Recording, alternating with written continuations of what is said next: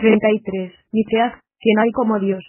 Miqueas fue contemporáneo del gran profeta Isaías, y su libro tiene un estilo muy parecido. De hecho, en algunas ocasiones a este libro se le llama Isaías en miniatura porque es una presentación mucho más breve de lo que es esencialmente el mismo mensaje que el de la profecía de Isaías. El tema de esta breve profecía se encuentra en el significado del nombre del profeta. Espero que tengan ustedes una Biblia que les ayude con el significado de los nombres hebreos porque con frecuencia estos nombres son muy importantes. Por ejemplo, en el libro de Génesis, el nombre del hombre que se hizo famoso por ser el hombre más viejo que jamás haya vivido en el mundo, es de por sí una profecía. De hecho, cuando nació Matusalén, su padre Enoc aprendió algo que no olvidó nunca, y estaba oculto en el nombre de Matusalén. Matusalén vivió un total de 969 años y su nombre quiere decir cuando él muera, vendrá. El año en que él murió, llegó la inundación, de manera que eso nos enseña algo acerca del significado de los nombres hebreos. El nombre Miqueas quiere decir quién es como Dios o quién es como Jehová. Por lo tanto, esta es su pregunta repetida. Al parecer a donde quiera que iba este hombre, preguntaba quién es como Jehová, quién es como Dios, hasta que la gente comenzó a llamarle de ese modo. Se ha llegado incluso a sugerir que será el mote por el cual conocían a este hombre. Podemos imaginarnos a la gente que estaba alrededor de Miqueas mirándole al pasar por la calle, y diciéndose a sí mismos, aquí viene el viejo, ¿quién es como Dios?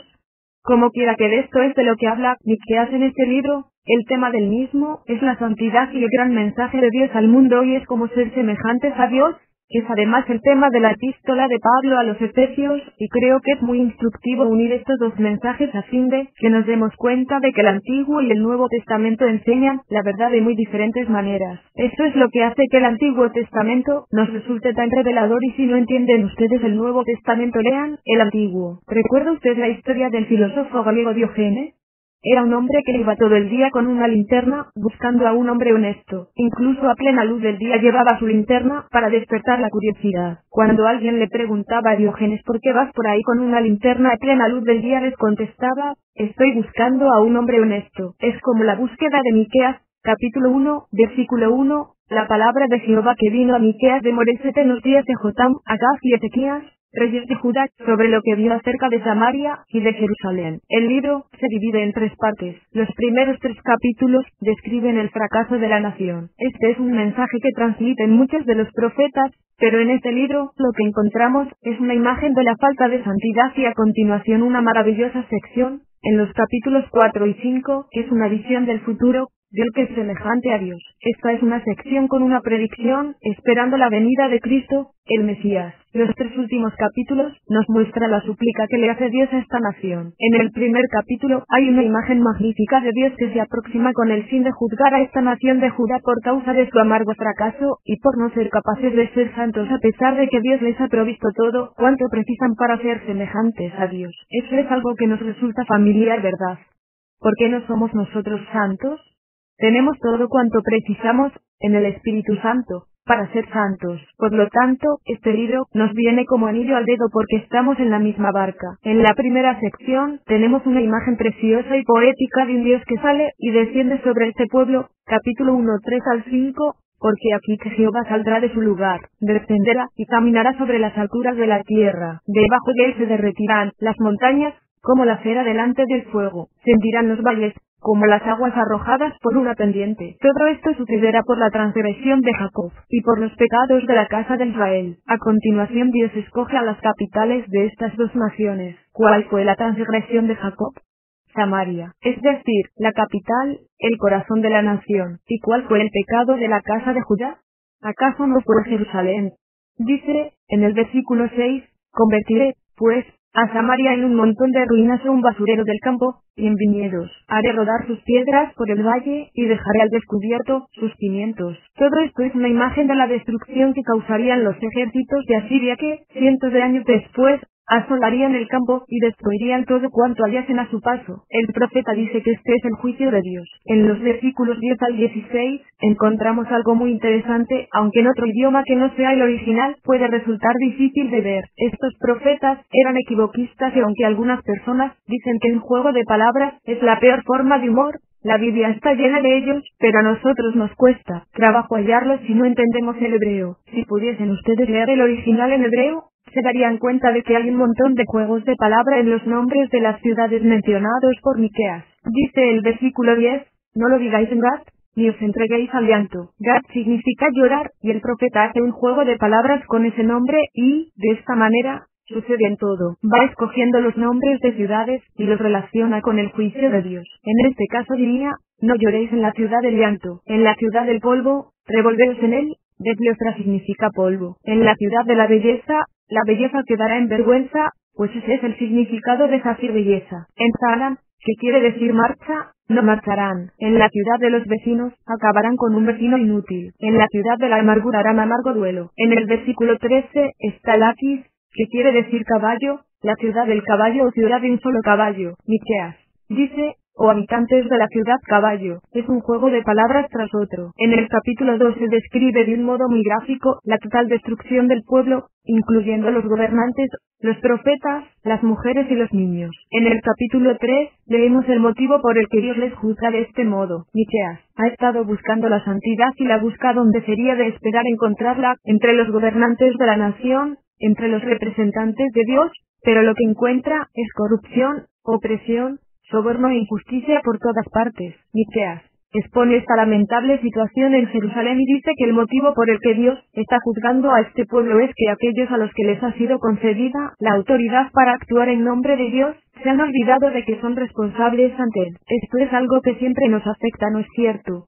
Porque siempre que nos encontramos en un puesto de autoridad se nos dice que recordemos que también tenemos una autoridad sobre nosotros. Poco importa si es usted una autoridad en la iglesia, como anciano, o en la ciudad, como alcalde o parte del consejo, o si ha sido nombrado presidente de su clase o si dirige su propio grupo. El Nuevo Testamento nos recuerda que es preciso que los amos no olviden que tienen también un amo en el cielo, el que Dios tiene toda la autoridad y es el responsable. Efesios 6:9.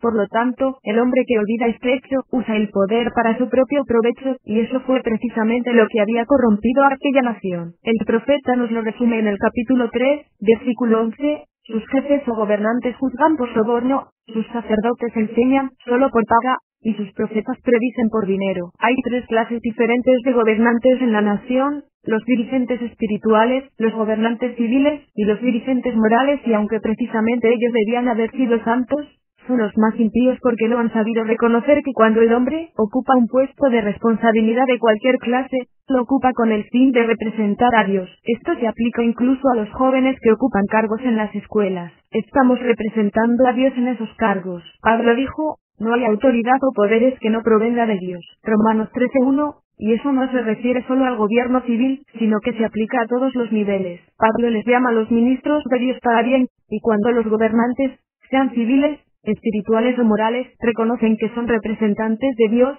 siempre hay un buen gobierno, pero cuando se olvidan, se produce la corrupción, la opresión, los sobornos, la agonía y las lágrimas. En el capítulo 4, encontramos un pasaje que es una visión maravillosamente exaltada, en el que el profeta eleva sus ojos y mira a lo largo de los siglos más allá del retorno de Babilonia, después del gran imperio occidental de Grecia, del imperio romano y los tiempos de los cesares, más allá de la Edad Media con Martín Lutero y la Reforma y John Wesley e incluso más allá de nuestra propia época, a la venida del que es semejante a Dios. Este es el más precioso de los pasajes mesiánicos en las Escrituras, capítulo 4, versículos 1 al 4, acontecerá en los últimos días que el monte de la casa de Jehová será establecido como cabeza de los montes, y será elevado más que las colinas, y correrán a él los pueblos. Muchas personas vendrán y dirán, venid, subamos al monte de Jehová, y a la casa del Dios de Jacob, para que Él nos enseñe sus caminos, y nosotros caminemos por sus sendas. Porque de Sión saldrá la ley,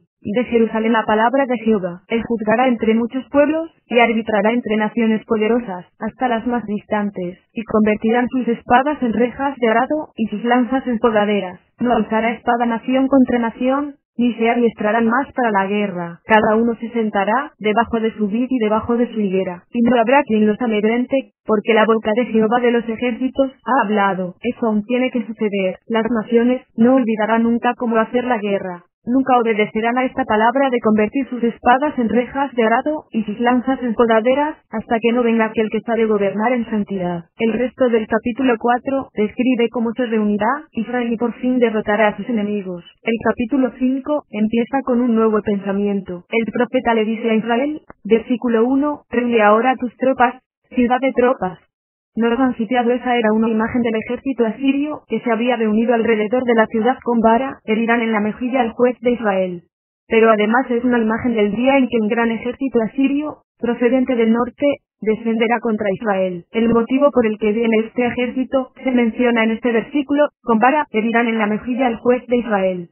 Esta es una referencia bastante rápida a la primera venida del Señor Jesús, cuando se halló ante Pilato y los gobernantes de la nación, y le golpearon con una caña, y le colocaron una corona de espinas sobre la cabeza, y le vistieron con un manto de púrpura, inclinándose ante él, haciéndole burla, golpeándole en la mejilla al gobernante de Israel. Mateo 27 al 30. El profeta ve de repente de dónde vendrá este gobernante. Este es uno de los grandes pasajes proféticos del Antiguo Testamento, versículo 2. Pero tú, Belén Efrata, aunque eres pequeña entre las familias de Judá, de ti me saldrá el que será el gobernante de Israel, cuyo origen es antiguo, desde los días de la eternidad. Desde la eternidad, desde siempre, y para siempre. ¿Recuerda usted, cuando vinieron los sabios del este buscando al rey de los judíos que había nacido? Le dijeron a los gobernantes de Jerusalén, ¿dónde está el rey de los judíos que ha nacido? Y los principales sacerdotes les contestaron, en Belén de Judea. Mateo 1 al 6. ¿Cómo lo sabían? Porque 700 años antes, Miqueas les había dicho, pero tú, Belén Efrata, es decir, Belén en la tierra de Efraín, aunque eres pequeña entre las familias de Judá, de ti me saldrá el que será el gobernante de Israel, cuyo origen es antiguo, desde los días de la eternidad. Y luego en el versículo 3, hay un paréntesis, sin embargo, Dios los abandonará a la nación de Israel hasta el tiempo, y por eso es, por lo que Israel ha estado vagando en derrota, sin un rey, sin un templo y sin sacrificio durante siglos. Una de las maravillas del mundo es que esta nación de Israel sigue manteniendo su identidad, a pesar de hallarse dispersa entre las naciones. Les abandonará hasta el tiempo en que dé a luz, la que ha de dar a luz, y vuelva al resto de sus hermanos, para reunirse con los hijos de Israel. Y mirando de nuevo al que había de venir de Belén Efrata, versículo 4, él se levantará, y los apacentará con el poder de Jehová, con la grandeza del nombre de Jehová, su Dios, y se establecerán, porque entonces será engrandecido hasta los fines de la tierra. 700 años a través del espacio de los siglos, Miqueas ve claramente a aquel que habría de surgir de entre las tinieblas para cumplir estas profecías. Su venida es desde la eternidad porque es el Dios hombre, el único hombre santo que jamás ha caminado sobre la tierra, el que es semejante a Dios. En los capítulos 6 y 7, en un pasaje de poder y belleza, Jehová vuelve a suplicar a su pueblo y a mostrarles el camino de la santidad. En la actualidad, oímos hablar mucho acerca del diálogo, de que necesitamos hablar con aquellos a los que nos oponemos. En este caso, Dios tuvo una controversia con su pueblo y lo habló con ellos en este pasaje. El profeta dice, capítulo 6 1 al 2, oíd, por favor, lo que dice Jehová, levántate, pleitea junto a los montes, y que oigan las colinas tu voz. Oíd, oh montes, el pleito de Jehová, vosotros los poderosos fundamentos de la tierra, porque Jehová tiene pleito con su pueblo, y contenderá con Israel. Eso prepara el escenario. Aquí Dios habla, y aquí lo que dice, versículos 3-5, pueblo mío que te he hecho, o en que te he agobiado. Responde contra mí. Yo te hice subir de la tierra de Egipto, de la casa de esclavitud que redimí, y envié, delante de ti a Moisés, a Aarón y a María. Recuerda, oh pueblo mío, que maquinó Balac, rey de Moab, y que le respondió Balaam hijo de Beor desde Sittim hasta Gilgal, para que conozcas los actos de justicia de Jehová. ¿Qué crees que va a responder el pueblo a esto? Aquí tenemos su respuesta, versículos 6 y 7, con que me presentaré a Jehová, y me postraré ante el Dios Altísimo. Me presentaré ante él con holocaustos, con becerros de un año. Aceptará Jehová millares de carneros o miríadas de arroyos de aceite. Daré mi primogénito por mi rebelión, el fruto de mi vientre por el pecado de mi alma. ¿Qué es lo que quieres, Dios? ¿No es eso lo que dice tantas veces la gente? ¿Qué es lo que me pides? Escuchemos a la misericordiosa respuesta de Dios, que es uno de los más hermosos versículos de toda la Biblia, versículo 8, oh hombre, él te ha declarado lo que es bueno. ¿Qué requiere de ti Jehová? Solamente hacer justicia, amar misericordia, y caminar humildemente con tu Dios. Esa es la respuesta, ¿no es cierto? Así es como podemos ser semejantes a Dios, caminando en humildad ante Dios. Después de todo Él es el que puede hacer que seamos semejantes a Dios, santos, pero los israelitas no lo consiguieron, De modo que aparece de nuevo la declaración de juicio, cuando por fin Dios se ve obligado a hacer que despierten de su insensatez y de su debilidad. La descripción del juicio se resume y continúa hasta que llegamos al final del capítulo 7, donde el profeta concluye el mensaje con una imagen maravillosa de Dios. Fíjese cómo empieza, versículos 18 al 20, que Dios hay como tú, que perdona la maldad y olvida el pecado del remanente de su heredad. No ha guardado para siempre su enojo, porque Él se complace en la misericordia. Volverá a compadecerse de nosotros, pisoteará nuestras iniquidades, y echará nuestros pecados en las profundidades del mar. Abre corchete. Como alguien dijo en cierta ocasión, y luego pondrás un letrero, diciendo prohibido pescar, cierra corchete. Concederás la verdad a Jacob y a Abraham, la lealtad que juraste a nuestros padres desde tiempo antiguos. ¿Qué camino hay que seguir para ser santos? Dejar a un lado nuestra maldad, confesando nuestra culpa ante Dios, esperando que Él perdone nuestras iniquidades y que eche nuestros pecados en lo más profundo del mar. ¿No es eso lo que dice el Nuevo Testamento?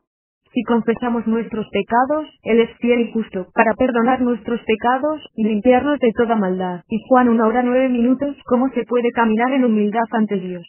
Juan contesta diciendo que debemos de andar en luz de la misma manera que Él es luz, es decir, andar de una manera abierta y honesta, no intentando ocultarle nada a Dios. No debemos pretender ser lo que no somos ante Él. Pero, si andamos en luz, como Él está en luz, tenemos comunión unos con otros, y la sangre de su Hijo Jesús nos limpia de todo pecado. Primera de Juan 1:7, la pregunta de Miqueas resuena en nuestros oídos. ¿Quién como Dios?